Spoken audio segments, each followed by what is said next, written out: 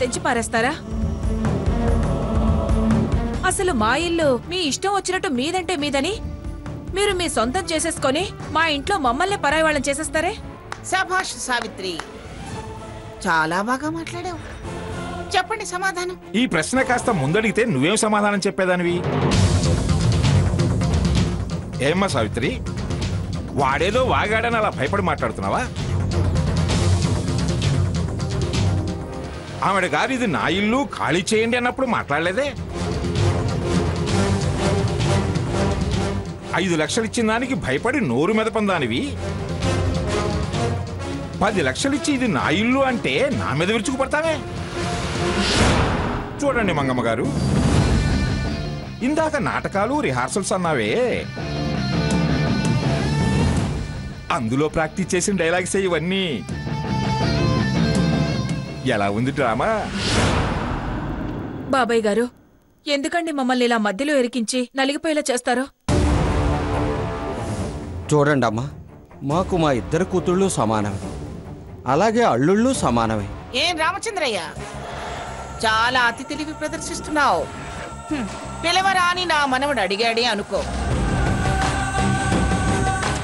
మర్యాదగా పిలవటానికి మీకు మనసొప్పలేదా? మీరు సమానమే అనగానే చక్కలు గుద్దుకుంటూ లోపలికి వస్తామనుకున్నారా? చూడు రామచంద్రయ్య, ఈ ఇల్లు నాది నాది అని అవతలి ఈ పెద్ద మనిషి గుండెలు కొట్టుకుంటున్నాడు. ముందు ఈ ఇల్లు మీదనిపించుకోవాలనుకుంటే ఆయన నా మొహాన విసిరిన చెక్కు నీ మొహాన విసురుతాను. నువ్వు ఆయన మొఖాన అదే విసురుతావో లేక నీ సొంత సొమ్ము విసురుతావో విసురుకో. తీసుకో.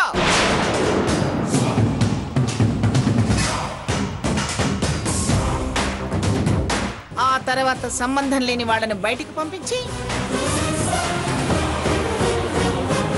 నా మనవణ్ణి పిలువు. అప్పుడు ఆలోచించి నిర్ణయం తీసుకుంటాను.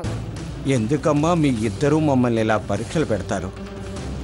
మీరే ఎవరిదో తేల్చుకొని మార్చుకోండి, మేమే బయటికి వెళతాం. పిచ్చి రామచంద్రయ్య, అదేదో ఎత్తేసి 4 పిచ్చి మాటలు మాట్లాడగానే అలా బెంబేలెత్తుతావేంటి? దాని గజకర్ణ గోకర్ణ టక్కు టమార విద్యలు ఈ మాయల పకీరు ముందు సాగవు.